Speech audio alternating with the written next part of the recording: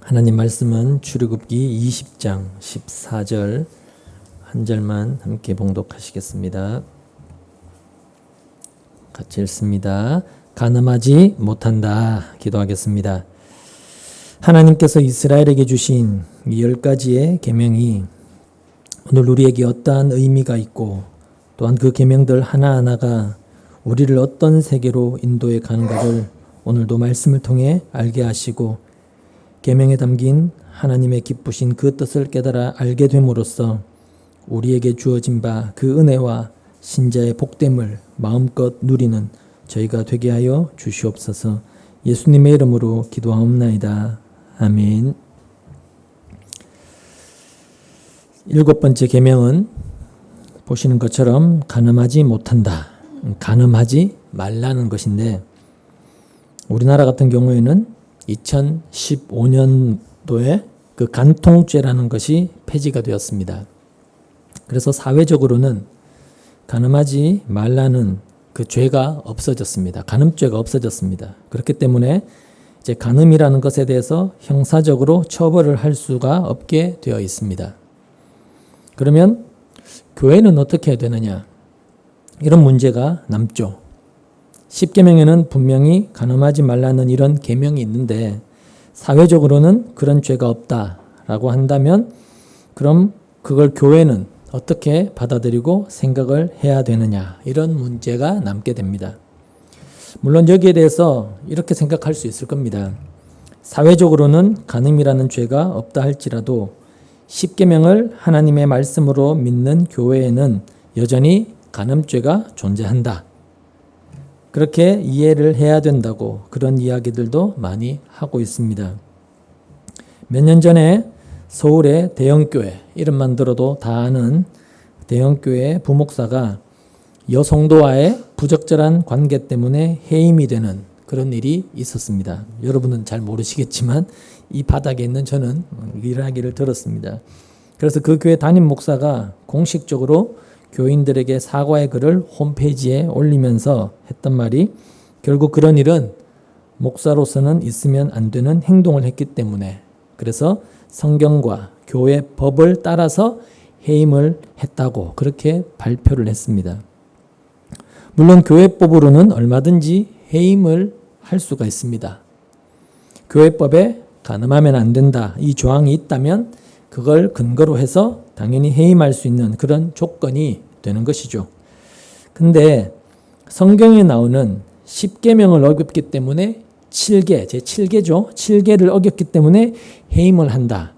이렇게 이야기를 한다면 간음이라는 그 계명만이 아니고 다른 계명을 어긴 것에 대해서도 동일한 치리를 해야 됩니다. 그래야지 형평성이 맞죠. 가령 이웃의 소유나 남의 집을 탐내는 것도, 탐내는 게 뭔지 아시죠? 내가 가지고 빼앗고 하지 않아도 야 나도 저래 봤으면, 나도 저게 있었으면, 이게 탐하는 거거든요. 그러니까 이웃의 집, 우리 집보다 남의 집이 더 잘 살고 더 화목해 보이고 더 좋아 보이는 것, 그래서 나도 저걸 가져봤으면, 그렇게 탐내는 것도 10계명에 들어있기 때문에 타인의 것을 탐을 낸다면 계명을 어긴 것이니까 처벌을 해야 마땅하다는 거죠. 물론 탐을 낸다는 것이 직접적으로 행동으로 나오지 않는 이상은 나는 탐내지 않았다 그렇게 주장하면 그만입니다. 확인할 방법이 없죠. 근데 만약에 누가 그렇게 이야기를 한다면, 나는 탐내지 않았다 이렇게 이야기한다면, 나는 이웃의 것을 탐내지 않았습니다 이렇게 이야기한다면 그 사람은 거짓말하는 죄까지 추가가 되는 것입니다. 왜냐하면 사람이라고 하는 것이 내가 갖고 있는 것보다 더 좋은 것에 대한 탐심이 없을 수가 없기 때문입니다. 남의 자식이 착하게 잘 크면 우리 집 아이도 저랬으면 좋겠다. 그래서 때로는 내 자식이 밉기도 하고, 다른 집 아내나 다른 집 남편이 우리 집 아내나 우리 집 남편보다 훨씬 더 다정하고 좋아 보이면 나도 저런 사람이랑 한번 살아봤으면 하는 TV 보면서. 그렇죠? 이런 생각이 들기 마련입니다. 또 목사도 시골에 아주 조그마한 교회에 있는 목사가 서울의 큰 예배당을 보면 탐이 나거든요. 나도 이렇게 큰 교회 한번 담임해 봤으면 참 좋겠다. 여한이 없겠다.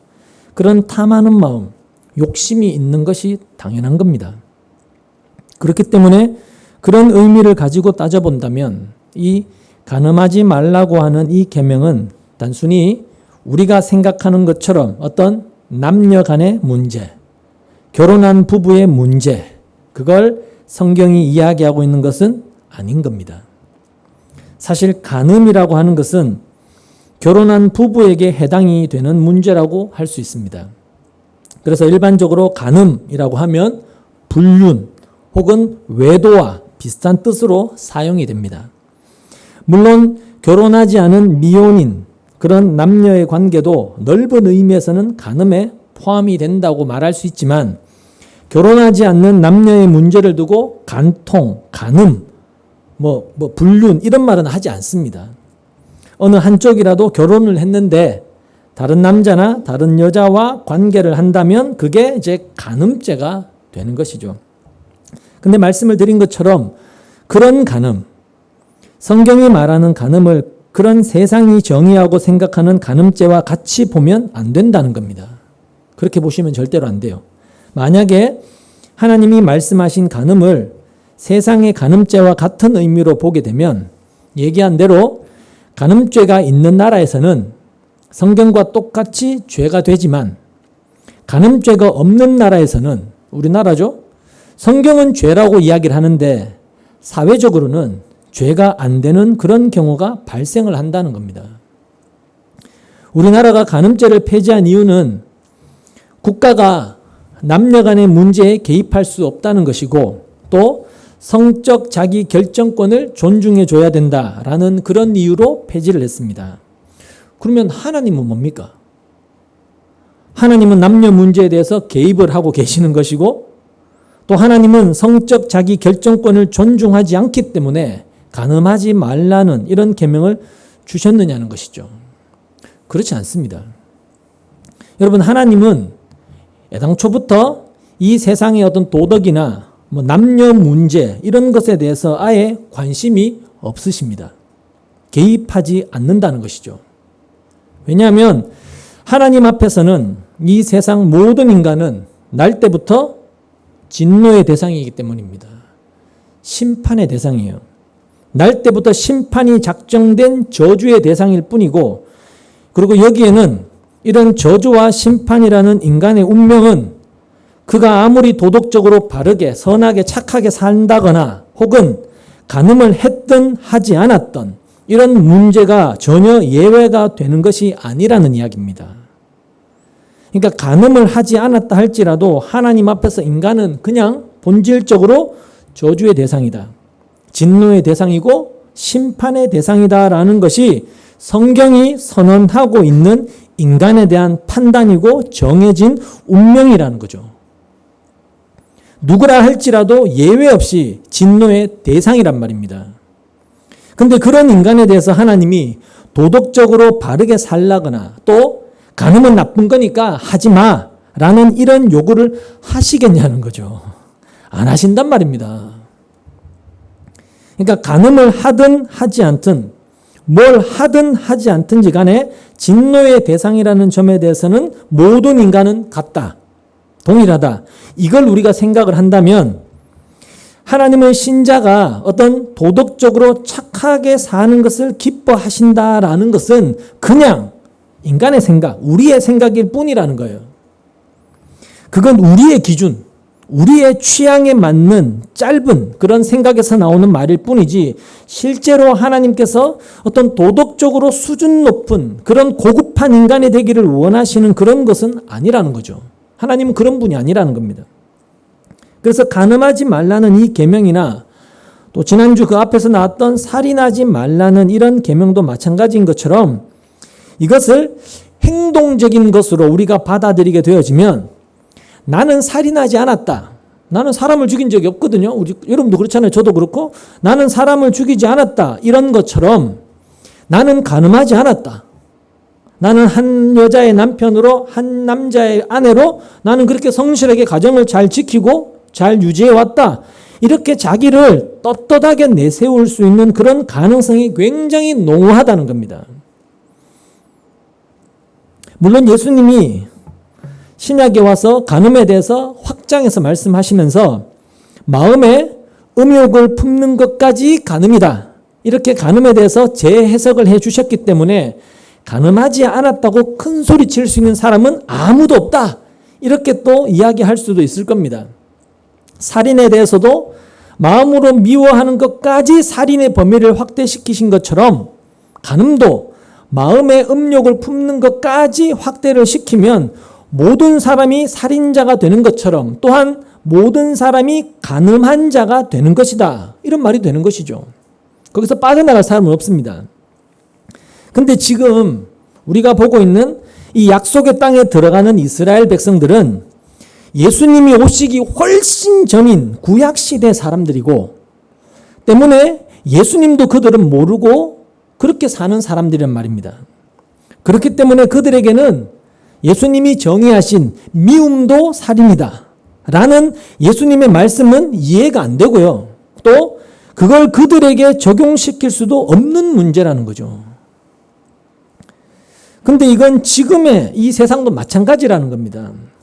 여러분, 우리가 살고 있는 지금 이 세상 현실에서 살인과 미움을 같은 것으로 여길 사람이 있습니까? 없단 말입니다. 아무도 없어요. 그것처럼 어떤 간음과 마음의 음욕을 품는 것을 동일한 것으로 여길 사람도 없다는 거죠. 미움은 마음에만 두고 있는 것이고 또 음욕을 품는 것도 마음으로만 품고 있는 것이기 때문에 행동으로 나타나지 않으면 괜찮다. 마음으로 생각하는 것은 행동하는 것과는 다르다. 그렇게 구분을 해서 보는 것이 지금 우리가 사는 이 세상 현실이란 말입니다.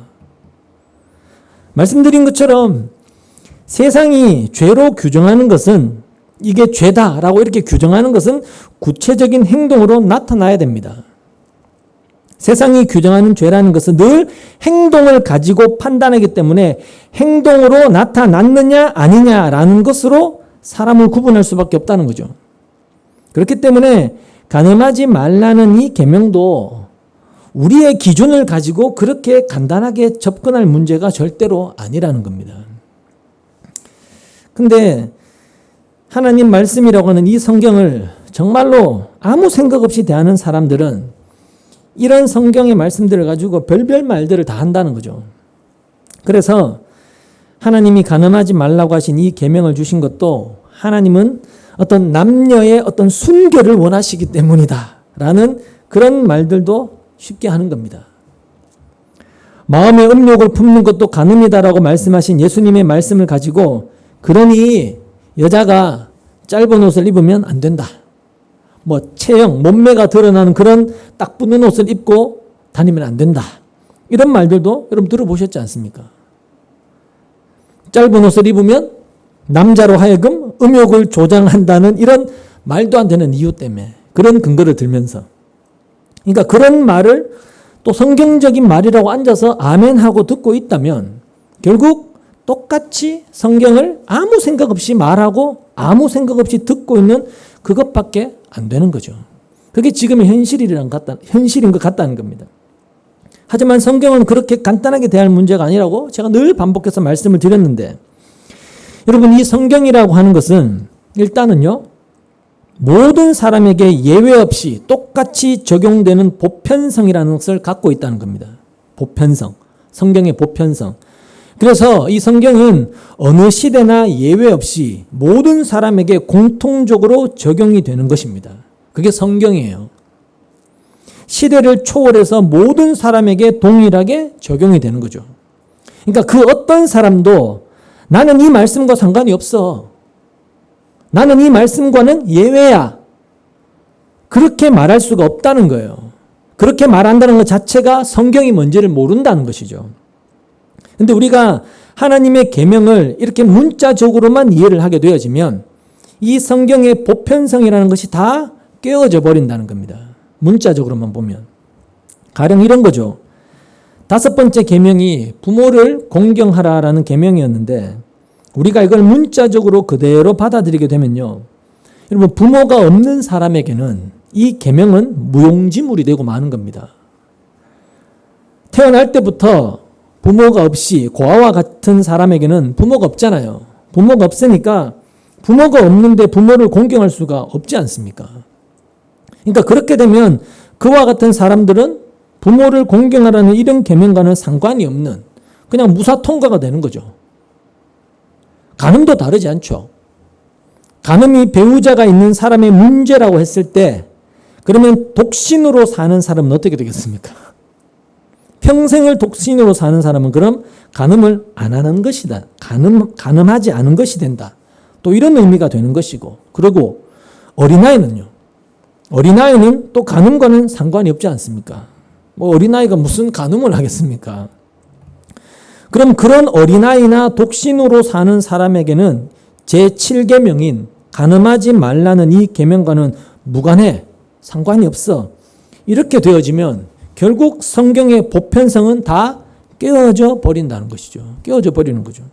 모든 사람에게 시대를 초월해서 동일하게 적용되는 그런 원리, 법칙이 깨어져 버리는 결과가 발생할 수밖에 없다는 것이죠.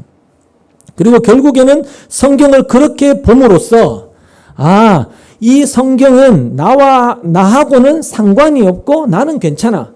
이 계명은 나에게는 적용할 게 없어. 왜? 나는 이런 죄를 짓지 않았으니까 라고 하는, 그렇게 자기 자신의 정당함을 주장하는 그런 빌미가 제공되어 버린단 말입니다. 그게 성경을 잘못 보고 있는 시각이라는 거죠. 다시 말하지만 여러분, 이 성경에는 누구도 예외라는 게 없습니다. 그 누구도 예외가 될 수 없는 것이 성경이에요. 그래서 성경이 모든 인간을 죄 아래 있다, 죄 가운데 있다 이렇게 말을 하고 있다면 어떤 말씀으로도 인간은 죄 아래 있는 자로 드러나게 되어 있습니다. 어린아이도 예외가 아닌 거예요. 독신자도 예외가 아닌 거예요. 그게 성경의 보편성이 된단 말입니다. 그런데 이 성경을 우리가 문자 그대로 보면서 행동을 하고 실천해야 되는 것으로 이렇게 보게 되어지면 결국은 실천한 사람과 실천하지 않은 사람으로 나누어지게 되는 것이고, 그렇게 구별이 생기게 됨으로써 이 성경과 상관이 없는 그런 사람도 발생을 하게 돼버린다는 거예요. 그래서 우리가 이 성경에 대해서 이야기한다는 것은 마치 우리가 어떤 집을 보러 갔을 때, 집을 구경하러 갔을 때 그 집을 밖에서만 구경하고 판단하고 이야기하는 게 아니라 그 집 안으로 들어가서 그 집의 구조나 그 집의 인테리어와 같은 그런 내용들을 다 세세히 보고 설명하는 것, 그게 바로 성경에 대한 해석이 되는 것입니다. 안까지 들어가 봐야 된다는 거죠. 여러분, 집을 밖에서만 구경해보면 할 말은 뻔합니다. 저 집은 벽돌로 지었구나. 색깔이 하얀색이고, 집은 이렇게 생겼구나. 참 보기가 좋다. 겉모습만 이야기할 수밖에 없다는 거죠. 그러면서 나도 저런 집에서 한번 살아보고 싶다. 뭐 대략 그런 생각이 들겠죠. 그러니까 그 정도밖에 안 된다는 겁니다. 겉모습만 보면. 근데 집 안에 들어가서 보게 되면 밖에서는 전혀 보지 못했던 것들을 다 보게 되지 않습니까? 집 안에 구석구석에 있는 내용들을. 그러면 할 말이 무궁무진하게 많아지는 거죠. 집안의 구조나 어떤 인테리어나 여러 가지에 대해서, 심지어 그 집의 주인의 스타일이나 성격까지도 볼 수 있다는 거죠. 집의 겉모양만 가지고는 여러분 그 집의 집주인이 어떤 스타일이나 어떤 성격인지를 모르지 않습니까? 때문에 우리가 성경을 본다는 것도 성경의 그 내용 속으로 들어가야만이 이 말씀을 통해서 성경의 저자인 하나님은 이런 분이시구나, 이걸 알아가게 되는 것이지, 그냥 겉만 보고 문자대로만 봐서는 하나님은 이런 분이구나, 여러분 절대로 그렇게 이야기하게 될 수가 없다는 거예요. 그래서 간음이라는 것도 이스라엘이라는, 그러니까 하나님에 의해서 애굽에서 인도받아 나온 언약 백성이라는 그 하나님과의 관계 안에 들어가서 생각을 해야 될 문제라는 거예요. 간음이라는 문제도. 그것부터 우리가 먼저 생각을 하셔야 된다는 겁니다.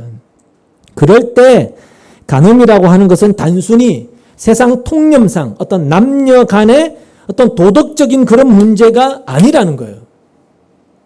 그래서 지금부터 이 간음에 대해 말씀을 드릴 때, 간음, 그래, 배우자가 있는 남자나 여자의 그런 문제라는 그런 지금까지의 통념적 생각을 다 접어두시고 이 성경을 보셔야 한다는 것입니다.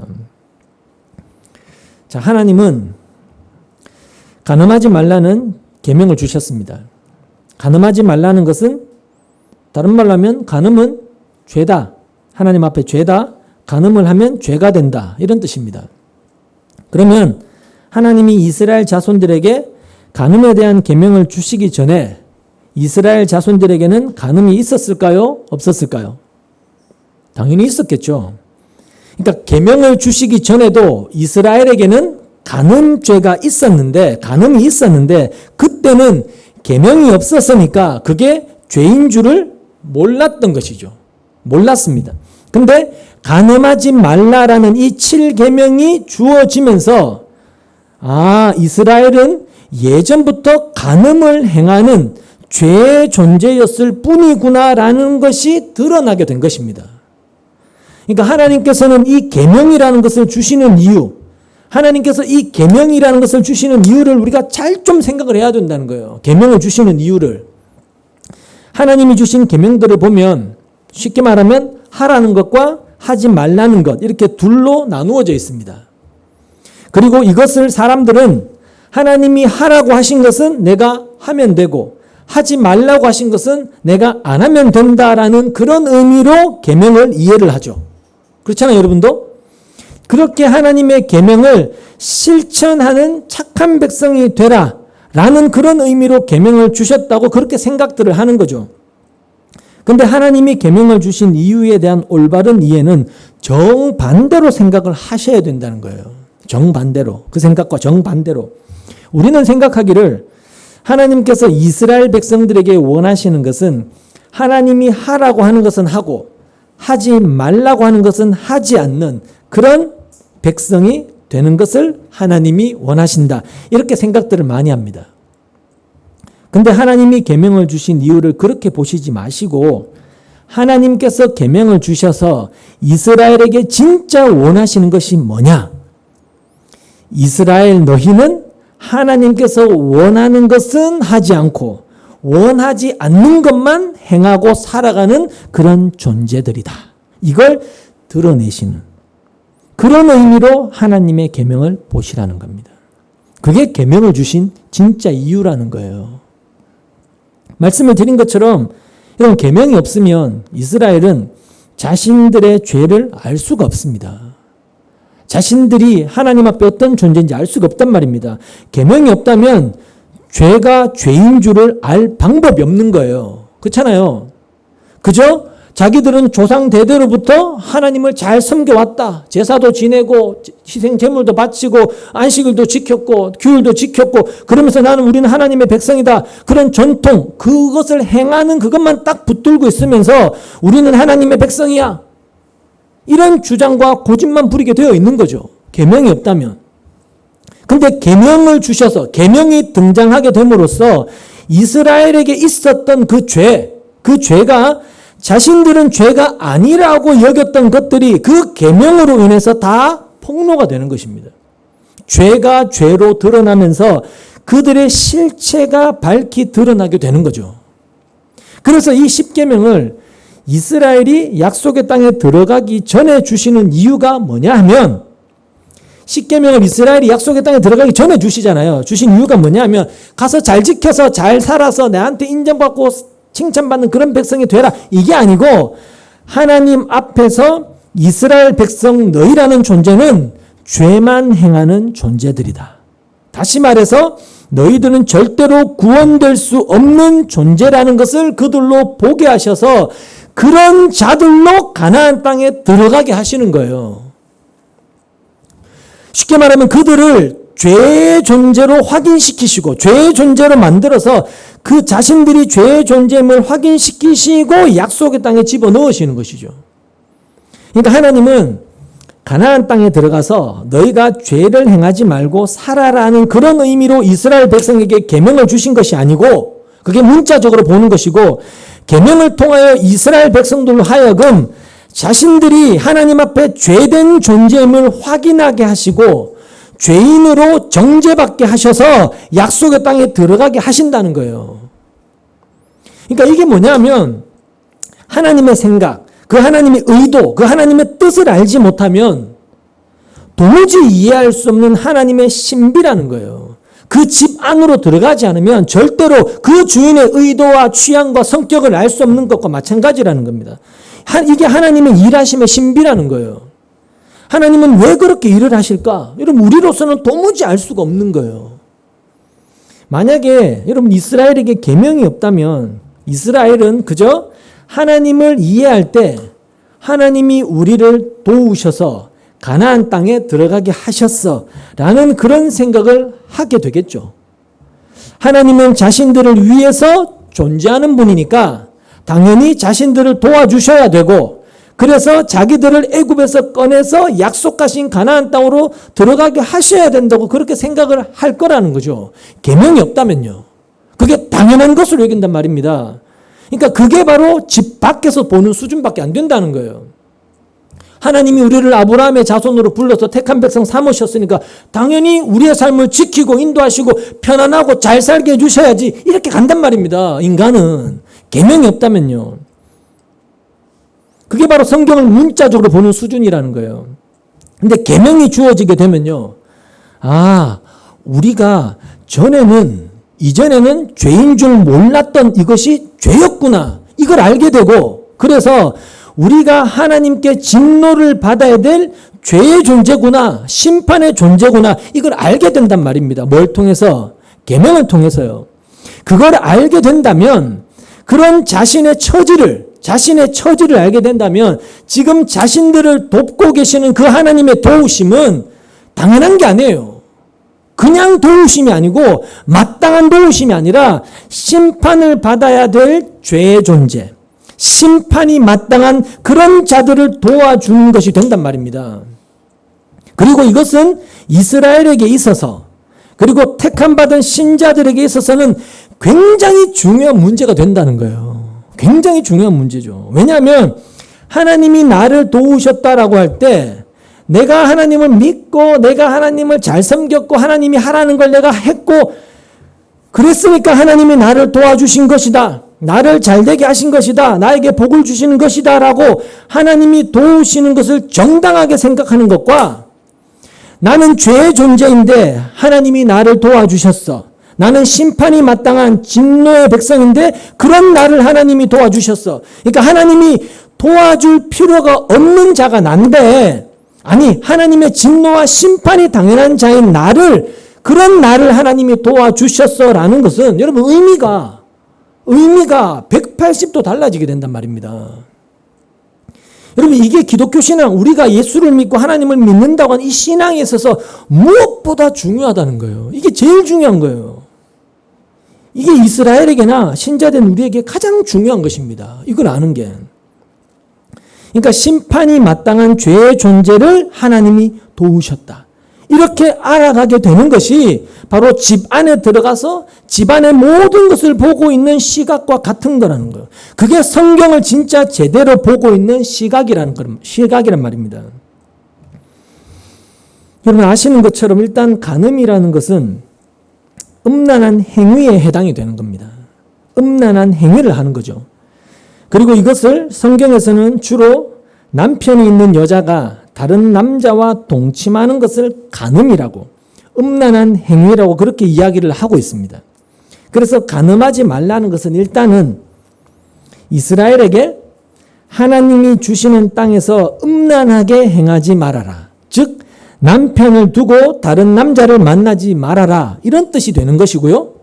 그 말은 하나님은 지금 이스라엘을 어떻게 보고 계시느냐면 남편이 있는 그런 존재로 이스라엘을 보고 계시다는 그런 뜻이 됩니다. 맞죠?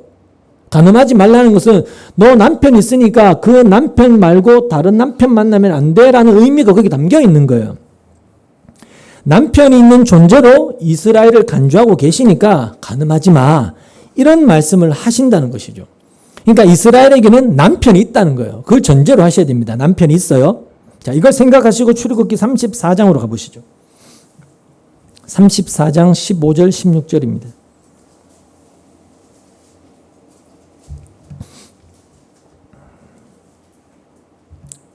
같이 읽습니다. 시작.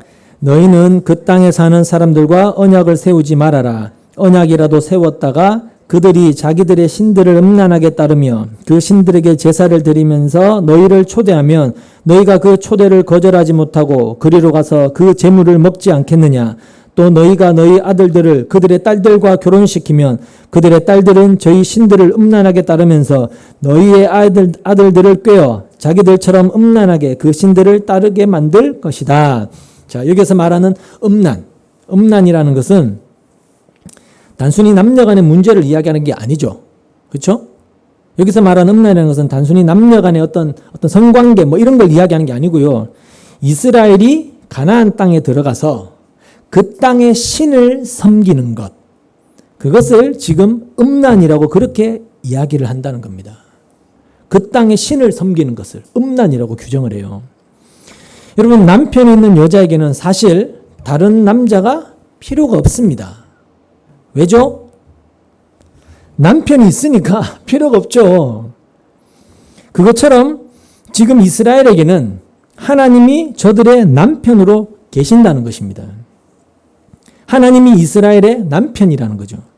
그러니까 하나님이 이스라엘의 남편이라는 그 말은요, 하나님이 이스라엘의 모든 것을 지금 책임지고 계신다는 뜻입니다. 지금의 남편이라는 의미는 여러분에게 전혀 그런 의미로 와닿지 않겠지만 고대 사회에서 남편의 개념, 아들의 개념은 다 그런 뜻을 담고 있습니다. 특히 남편은.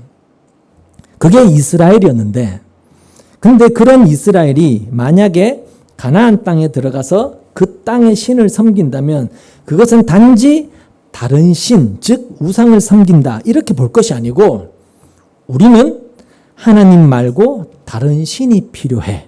다시 말하면 우리는 하나님이라는 그 남편 말고 우리는 다른 남편이 필요해. 이런 의미가 되는 거예요. 그걸 음란이라고 이야기를 하고 있다는 것이고 그게 간음이라는 것입니다. 때문에 이스라엘의 간음은 단순히 남자 여자의 문제가 아니고 세상이 갖고 있는 통념상 남녀의 문제가 아니라 남편의 자리에 있는 하나님과 아내의 자리에 있는 신부의 자리에 있는 자기 백성 이스라엘의 문제라는 거예요. 하나님과 이스라엘의 문제, 관계의 문제. 역대상에도 그런 말이 나오거든요. 역대상 5장으로 가보시면 5장 25절 26절을 보시면 역대상 5장 25절 26절입니다. 같이 읽습니다. 그러나 그들은 그 조상의 하나님을 배신하고 하나님께서 그들 앞에서 없애버린 그 땅 백성의 신들을 섬겼으므로 이스라엘의 하나님께서 아시리아의 볼왕과 마음과 아시리아의 디글랏 빌레셋 왕의 마음을 부추기셔서 르벤과 갓과 므낫세 반쪽 지파를 사로잡아 할라와 하볼과 하라와 고산 강가로 끌고 가게 하셨다. 여기 25절을 개역 개정으로 보면 하나님께서 그들 앞에서 없애버린 그 땅 백성의 신들을 간음하듯 섬겼다. 이렇게 되어 있거든요. 간음하듯 섬겼다. 그러니까 하나님은 이스라엘이 가나안 땅 백성의 신들을 섬긴 것을 간음한 것으로 그렇게 간주하신다는 거예요. 여러분, 이스라엘에게는 하나님이 남편이다. 이렇게 말씀을 드렸는데 사실은 이스라엘이 하나님을 남편으로 선택한 게 아니고요. 하나님이 그들의 남편이 되어주신 것입니다. 하나님 스스로. 이것도 예레미야서에 나오는데 예레미야 31장 제가 읽어드리죠. 31절 32절에 보면 그때가 오면 내가 이스라엘 가문과 유다 가문에 새 언약을 세우겠다. 나 주의 말이다. 이것은 내가 그들의 조상의 손을 붙잡고 이집트 땅에서 데리고 나오던 때에 세운 언약과는 다른 것이다. 내가 그들의 남편이 되었어도 그들은 나의 언약을 깨뜨려 버렸다. 나 주의 말이다. 이 말씀은 하나님이 이스라엘과 맺을 그 새 언약, 즉 예수님의 십자가를 통한 구원에 관한 말씀인데 옛날에는 하나님이 이스라엘의 남편이 되었다 이렇게 말씀하시지 않습니까? 우리는 대개 하나님을 아버지의 관계로 생각을 하지만 남편이라고는 잘 생각하지 않습니다. 그래서 하나님은 아버지인데 아버지를 또 남편이라고 하니까 이상하다는 생각이 들 수가 있는데, 근데 하나님에 대해서 뭐 아버지 혹은 남편 이렇게 이야기를 하는 것은 관계성을 이야기하고 역할을 이야기하는 것이지 실제 관계, 진짜 관계를 이야기하고 있는 것이 아닙니다. 그래서 성경은 하나님과 신자의 관계를 주인과 종의 관계로, 때로는 아버지와 자녀의 관계로, 때로는 왕과 백성의 관계로, 남편과 아내의 관계로 이렇게 다양하게 표현을 하고 있지만, 여러분 사실은 하나님은 창조주시고 우리는 그분이 만드신 피조물일 뿐이에요. 그런 우리를 하나님이 그렇게 역할을 해주고 계시다는 것, 대우해주고 계시다는 뜻이에요. 그게 은혜고 그게 감사가 될 수밖에 없는 것이고요. 어쨌든 그래서 하나님께서 자신을 이스라엘의 남편으로 언급을 하고 계시다는 것은 하나님이 이스라엘에게 남편 역할을 해주고 계시다, 그 뜻입니다. 그죠? 그 뜻이에요. 그럼 남편 되신 하나님의 역할이 뭐냐? 남편은 지금 남편은 아닐 수 있습니다. 남편은 목숨 걸고 자기 아내를 책임지고 지켜내고 보호하는 그런 역할을 하는 것이 남편이지 않습니까? 그러니까 남편 대신 하나님이 아내 된 이스라엘에게 그런 역할을 지금 하고 계시다는 거예요. 근데 하나님의 남편 역할은 인간이 생각하는 대로 아내가 남편 마음에 들어야 사랑해주고 책임져주고 지켜주는 그런 역할을 한다는 뜻이 아니라는 겁니다. 하나님의 남편 역할은 그게 아니에요. 물론 세상 남편이야 아내가 내 말을 잘 듣고 내 마음에 들어야 잘해주죠. 근데 하나님이 남편이 되신다라고 하는 것은 하나님 마음에 들어야 잘해주겠다, 사랑해주겠다, 돌봐주겠다, 지켜주겠다, 목숨 걸고 보호해주겠다, 이게 아니라는 이야기입니다. 하나님이 남편이 되셨다라고 하는 것은 그런 인간의 기준이나 조건과는 상관이 없이 아내의 조건을 보지 않고 하나님이 일방적으로 사랑해 주겠다는 거예요. 일방적으로 내가 너를 내 아내로 삼았어, 그 뜻이란 말입니다. 그러니까 사랑할 수 없는 자를 사랑하신 것이고 사랑받을 수 없는 자를 사랑받는 자로 불러주신 것이 하나님이라는 거예요. 그게 하나님이 남편이 되었다라는 뜻이라는 거죠. 그렇기 때문에 설사 아내가 바람을 피우든, 그래서 성경에 보면 호세아의 아내 고멜, 그 창녀 고멜의 이야기가 나오는 거예요. 남편을 놔두고 다른 남자랑 끊임없이 가서 바람을 피우는 그 고멜을 등장시킨 이유가 그게 바로 우리라는 걸 보게 하시는 거죠. 그래서 설사 아내가 바람을 피우든 그 고멜처럼 어떤 여자든 상관없이 하나님의 사랑은 끝까지 간다는 거예요. 왜? 아내의 어떠함, 그 아내의 조건을 보고 시작한 게 아니기 때문에, 하나님의 일방적인 사랑이었기 때문에 그렇다는 거예요. 그렇다면 하나님의 아내는 남편 된 하나님의 사랑을 받기 위해서, 그런 남편의 사랑을 받기 위해서 뭘 해야 될까요? 뭘 해야 되겠습니까? 그런 남편의 마음을 얻기 위해서, 그 마음에 들기 위해서, 남편의 마음을 얻어내기 위해서 그 아내는 뭘 해야 될까요? 뭘 해야 되겠습니까? 할 게 없는 거예요. 할 게 없잖아요. 남편의 마음에 들기 위해서, 그런 남편의 사랑을 받아내기 위해서 뭘 해야 될 게 없는 것이죠. 왜요? 이미 사랑받은 아내가 되었는데, 남편의 사랑을 지금 계속 받고 있는데, 근데 그런 남편의 사랑을 몰라서 만약에 내가 남편 마음에 들어야 나를 사랑해 주겠지, 남편이 좋아하는 것을 내가 잘해야지 남편이 나를 사랑해주고 아껴주고 보호해주겠지라고 여긴다면, 그럼 그건 뭘 의미하는 거죠? 남편을 모르는 거죠.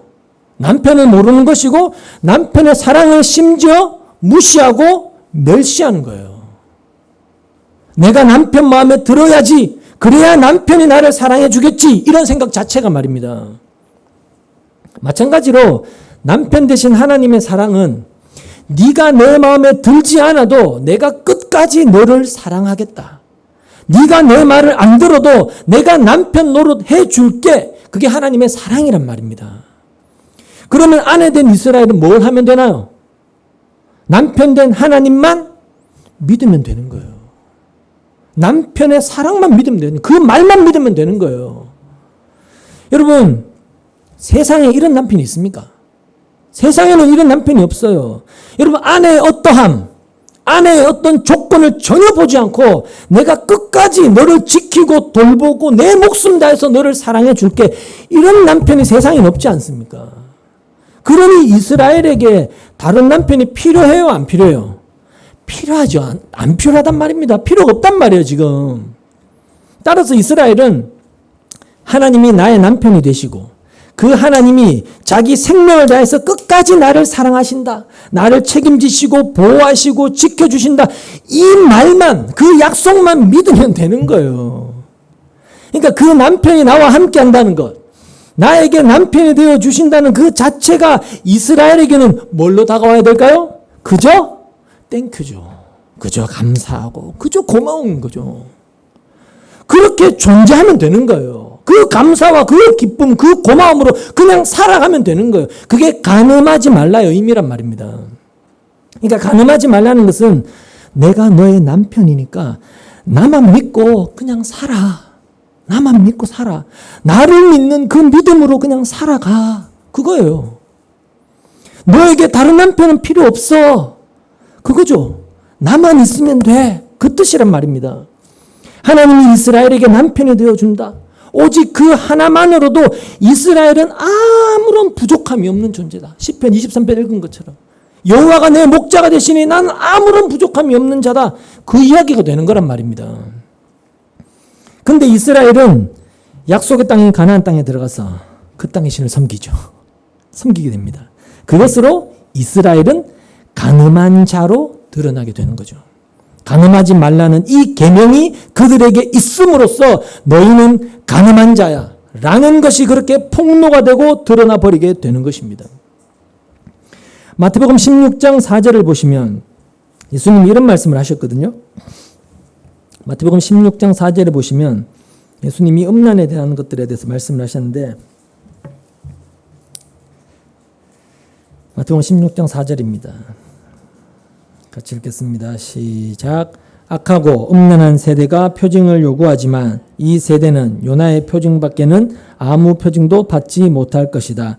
그러고 나서 예수께서는 그들을 남겨두고 떠나가셨다. 자, 이런 말씀이 있는데 예수님이 말씀하신 요나의 표징이 뭐죠? 아시죠? 예수님이 말씀하신 요나의 표징은 십자가의 죽으심을 의미합니다. 십자가에 죽으시고 사흘 만에 부활하시는 그걸 이야기하는 거죠. 요나가 사흘 밤낮으로 물고기 뱃속에 들어가 있다가 살아난 것처럼 예수님이 사흘 밤낮 동안 무덤에 계시다가 부활하시는 것을 의미하고 있는 것이죠. 그러니까 표징이라는 것, 표적이라고 하는 것은 하나밖에 없어요. 예수님이 보여주시는 표적이라는 것은 하나밖에 없는데 십자가의 죽으심과 부활밖에 없어요. 십자가의 죽으심과 부활밖에 없는데 또 다른 표징을 보여달라고 그렇게 요구했다는 것은 그들은 하나님의 그 약속에 하나님의 말씀, 그 약속 자체를 안 믿는다는 뜻이 되는 거예요. 왜냐하면 하나님의 말씀이 이야기하고 있는 것은 하나님이 보내실 메시아가 오시는데 그 메시아는 너희 죄를 대신해서 십자가에 죽으시고 사흘 만에 부활하실 것임을 증거하고 있는 것이 이 성경이기 때문에 예수님이 말씀하신 악하고 음란한 것이 뭐냐면 하나님의 말씀을 믿지 않는 것, 이게 바로 음란한 거예요. 악하고 음란한 거란 말입니다. 그러니까 악하고 음란하다라는 그 말의 의미는 하나님 말씀에 의해서 이 땅에 오신 예수를 보고도 믿지 않는 것. 왜냐? 예수를 믿는다고 해서 내 삶에, 내 인생에 내가 이 세상에서 잘된 게 도대체 뭐가 있냐라고 하면서 그 예수 말고 나를 잘되게 해줄, 내 삶을 편안하게 해줄 다른 뭔가를 찾아가는 것. 그건 예수를 믿지 않는 것이고 하나님의 말도 믿지 않는 것이고 그래서 뭔가 눈에 보이는 표징을 따라가는 거죠. 그게 바로 음란, 간음이라는 거예요. 악하고 음란한 간음이라는 것입니다. 그러니까 마찬가지로 이스라엘이 약속의 땅에 들어가서 그 땅의 신들을 섬겼던 이유가 뭐였느냐면 그들이 가나안 땅에 딱 들어가 보니까 그 땅이 너무 풍요로운 거예요. 너무 풍요롭고 살기 좋고 자기들이 살기 너무너무 좋은 땅이거든요. 자기들이 살았던 곳보다 좋은 게 많아요. 근데 그 이유를 이스라엘은 어디에서 찾았느냐면 어떻게 생각을 했느냐면 그 땅에 사람들이 섬겼던 신들 때문이다. 이렇게 봤던 겁니다. 거기에서 원인을 찾았던 거예요. 어리석게도. 그게 구약 내내 구약의 전 역사 속 이스라엘의 역사 속에 항상 등장했던 신, 대표적인 두 신 누굽니까? 바알과 아세라, 풍요와 다산의 신들이었거든요. 그래서 그 땅의 주민들처럼 그 풍요와 다산이라는 눈에 보이는 것을 얻고 싶어서 그 땅의 사람들처럼 살고 싶어서 그 땅의 신을 가지고 와서 섬겼던 거예요. 그것으로 그들은 악하고 음란한 세대다, 음란한 자들이다라는 것이 드러나게 된 것이고 그게 하나님에 대하여 뭐하는 것이다? 간음하는 것이 되는 거란 말입니다. 하나님께서 이스라엘에게 약속의 땅에 들어가기 전에 계명을 주신 이유는 이스라엘의 죄인됨을 드러내어 알게 하기 위해서다. 그러니까 이스라엘을 죄의 존재가 되게 하셔서 약속의 땅에 집어넣기 위해서라고 그렇게 말씀을 드렸습니다. 그럼 하나님은 왜 그렇게 일을 하실까요? 왜 그런 식으로 일을 하실까요? 자, 이스라엘은 약속의 땅에 들어가기 전에 하나님이 주신 계명으로 인하여 감추어져 있던, 몰랐던, 죄가 죄로 여겨지지 않았던 자신들의 죄가 드러나서 죄인이 되었습니다. 죄의 존재가 되었습니다. 그렇다면 그들은 하나님이 약속하신 그 땅에 들어갈 수 있나요? 없나요? 없어요. 자격이 없습니다. 죄의 존재라는 그 이유 때문에, 죄인이라는 이유 때문에. 그런데도 그들을 하나님이 약속하신 그 땅에 들어가게 하신 것은 무엇 때문이죠?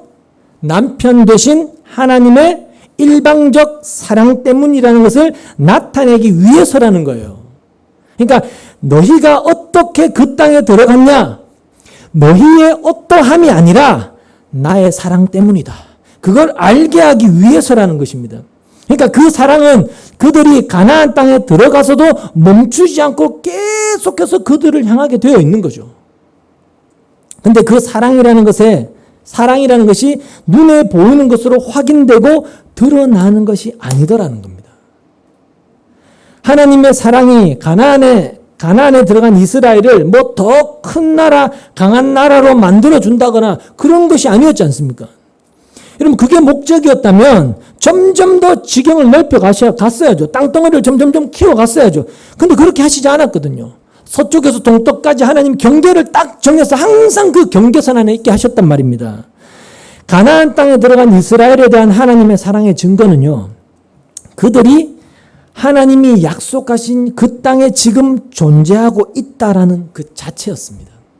그러니까 약속의 땅에 있을 수 없는 인간이 거기에 그대로 존재하며 살아가고 있다. 그게 바로 하나님의 사랑의 증거가 되는 거예요.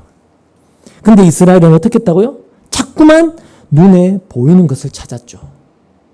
그러다 보니 하나님의 그 사랑은 보이지 않고 가나안 백성이 누리는 것만 눈에 들어오고 그래서 나도 저걸 갖고 싶어. 그런 생각이 들면서 가나안의 신들을 섬기게 된 것입니다. 그게 결국은 하나님이라는 남편 말고 다른 남편을 추구하는 간음에 해당이 돼버렸던 것이죠. 때문에 이스라엘이 정말 이스라엘됨, 자기들이 십계명을 통해서 어떤 존재인가 이걸 분명히 그들이 알았다면 자기들이 하나님의 사랑으로 이 땅에 들어왔고 지금 이 땅에 살며 존재하고 있다. 그것으로 그들에게는 다 된 거예요. 다 된 거죠. 근데 이스라엘은 그것을 몰랐던 것이죠. 몰랐습니다. 그러니까 이스라엘에게 유월절 규례를 주신 이유도 바로 그것이었거든요. 유월절을 너희들이 지키면서 너희가 그 땅에 들어간 것은 어린 양이 흘린 그 피 때문에, 그 피의 은혜 때문에 너희가 이 땅에 들어왔다. 이걸 잊지 말라는 거였어요. 오직 그 이유 하나였단 말입니다. 너희는 그거면 돼. 어린 양의 피의 은혜 그거면 돼. 그거였어요. 근데 이스라엘은 그걸로 자기 스스로 부족했던 거죠. 그거 말고, 그런 것 말고, 아니 그런 은혜, 뭐 그런 사랑 보이지 않는 그런 거 말고 그냥 돈 되는 거 달라고. 실제적인 것 좀 달라고. 그게 그들의 욕망이었기 때문에 아예 처음부터 하나님의 사랑에는 그들은 관심도 없었다. 그렇게 보는 게 맞다는 거죠. 그러니까 그런 이스라엘에게 하나님이 남편이다. 이렇게 이야기해봤자 피부로 다가오겠냐고요. 실감 있게 다가오지가 않죠. 근데 이건 지금 저와 여러분도 마찬가지라는 겁니다. 이 시대 그리스도인들도 마찬가지라는 거죠. 우리가 하나님을 뭐 아버지, 남편, 뭐 왕 이렇게 백날 천날 이야기해봐야 여러분 별 느낌이 없잖아요. 있습니까? 하나님이 남편이라 해봐야 나에게 좋은 게 뭐가 있나? 지금 우리 집 남편이랑 하나님이랑 별 차이 없는 것 같고 이런 생각이 많이 들기 때문이죠. 하나님이 남편이라면 내가 남편 덕을 좀 보면서 뭔가 좀 현실에서 좀 안정된 삶을 살면서 좀 그렇게 살아가는 것을 기대했을 것인데 그게 나에게 좋은 건데 하나님이 남편이라고 해도 내 눈에 보이는 유익도 하나 없고 세상 사람들도 잘만 누리고 잘만 소유하고 있는 그런 복을 나는 한번 누려보지도 못하고 늘 눈물과 한숨과 고통 속에 살고 있다. 이런 생각이 든다면 예수 믿고 내가 덕 본 게 도대체 뭐냐? 현실적으로 이런 생각이 든다면 여러분 남편이라는 것은 여러분에게 아무런 느낌으로 다가올 리가 없죠. 뭔 놈의 남편의 느낌으로 다가오겠습니까? 그래서 하나님의 사랑은 사랑받지 못할 자를 사랑하는 것이다. 이렇게 백날 천날 설교하고 이야기를 해줘도 그걸 듣고 누가 그렇구나. 야, 그 사랑 너무 고맙고 너무 감사하구나. 그렇게 받아들이는 사람이 별로 없단 말입니다. 없는 거예요. 눈에 보이지 않으니까 그게. 그러면 죽어서 해결될 문제지 현실에서는 별로 도움이 안 되니까. 그렇기 때문에 하나님을 아버지라고 남편이라고 별말을 다 해봐야 느낌이 없죠. 느낌이 없어요. 눈에 보이는 것이 훨씬 더 좋아 보이기 때문에. 그게 우리고 그게 이스라엘이었다는 것이 그렇게 드러내고 계시는 거죠 지금. 그러니까 하나님을 믿는다고 하는 사람들이 원하는 현실이 뭐냐.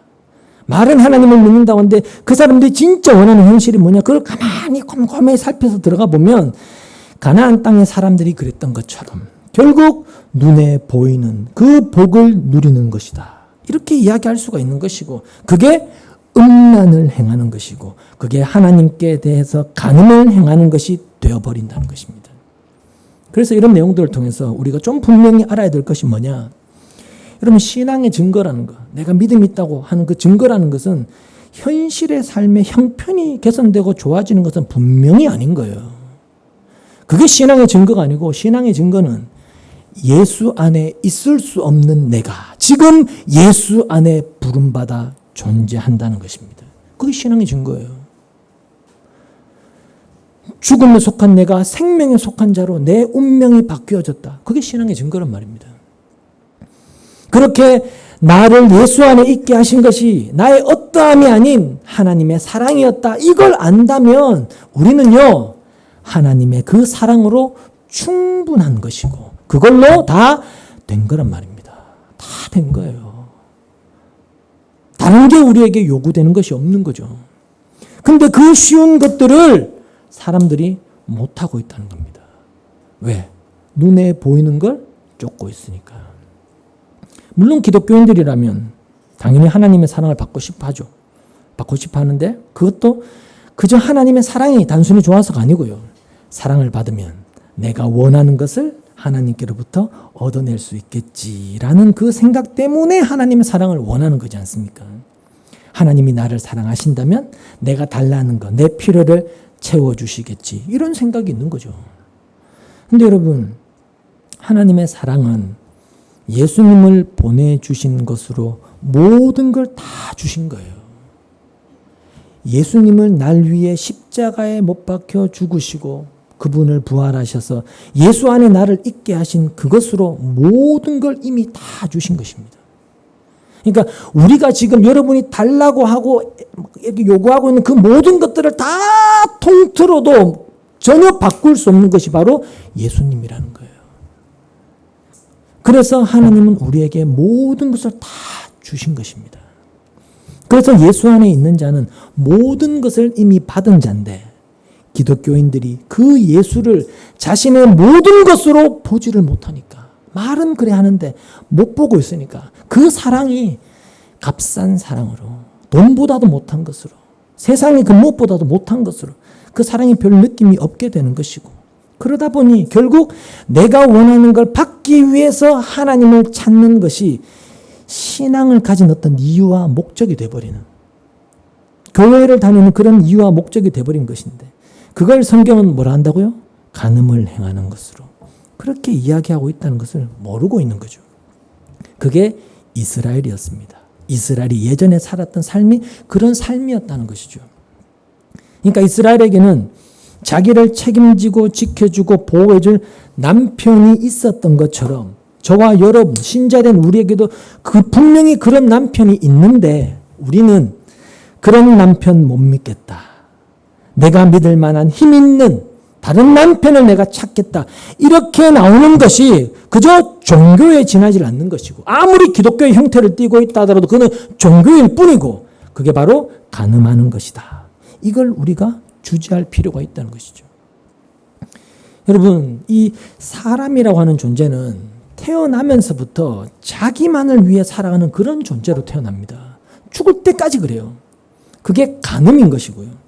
그래서 어린아이라 할지라도 그 간음죄 속에 들어가 있는 것입니다. 어린아이라 할지라도 자기를 위하는 그 인간의 죄악된 모습은 여전히 드러나지 않습니까? 그러니까 그런 간음죄를 세상의 도덕과 윤리로는 도무지 이해할 수가 없는 거죠. 자, 남편을 떠나서 자기에게 힘이 되고 의지할 만한 것을 찾아가는 것이 간음죄라고 했습니다. 자기를 위해서 사는 거죠. 그렇다면 과연 누구를 진정한 예수님의 신부라고 할 수 있느냐는 것입니다. 어떤 사람이 간음죄가 없는 순결한 신부라고 일컬음을 받을 수 있겠느냐는 거죠. 간음죄와 무관한 예수님의 신부는 당연히 예수님을 자신의 유일한 남편으로 알고 예수님만 찾고 바라보는 사람입니다. 그 사람이 간음죄가 없는 순결한 예수님의 신부겠죠, 당연히. 그럼 예수님만 찾는다는 것이 뭘까요? 예수님만 찾고 예수님만 바라본다는 것이 뭘까요? 뭐 예배당에 와서 주여 삼창 목이 쉬어라고 하면서 예수님의 이름을 부르는 그런 게 아니고, 내가 지금 존재하고 있는 이유는 예수님 때문입니다. 그걸 아는 거예요. 내가 지금 예수님을 나의 주와 그리스도로, 구원자로 고백하며 존재하는 이유가 예수님 때문입니다. 그걸 아는 겁니다. 그러니까 나는 예수님께 사랑받지 못할 자고 일찌감치 버림받아도 죽어도 마땅한 신부 같지도 않은 자인데, 그런 나를 끝까지 사랑하신 예수님의 그 피의 은혜 덕분에 내가 지금 신부로 여김을 받고 있습니다. 이걸 아는 것이 진짜 신부라는 거예요. 순결한 신부. 그래서 신자에게 필요한 것, 여러분에게 있어야 되는 것이 뭐냐면, 남편된 예수로 인해서 나는 이미 모든 것을 받은 충족된 존재다. 이걸 아는 거예요. 이걸 아셔야 돼요. 이미 충족된 존재다. 부족함이 없는 자다. 그리고 이제 남은 것은 이런 내가 예수를 위해 사용되어지는 것 뿐이다라는 그 마음이 간음하지 않는 아내라는 증거라는 겁니다. 왜냐하면 나는 예수님을 위해서 사용될 뿐입니다라는 그 말의 의미는 내가 원하는 다른 것은 없습니다라는 그 뜻이거든요. 날 위해 내가 원하는 건 없다는 뜻이잖아요. 내가 주님을 위해서만 사용되어지기를 원합니다라는 그 말은 내 뜻은 다 사라지고 주님의 뜻에 나를 온전히 그냥 의탁해버리는 거죠. 맡겨버리는 거죠. 그래서 말씀드린 것처럼 간음하지 말라는 계명은 이 세상이 알고 있는 간음과는 전혀 상관이 없는 그런 내용으로 드러나게 되는 거예요.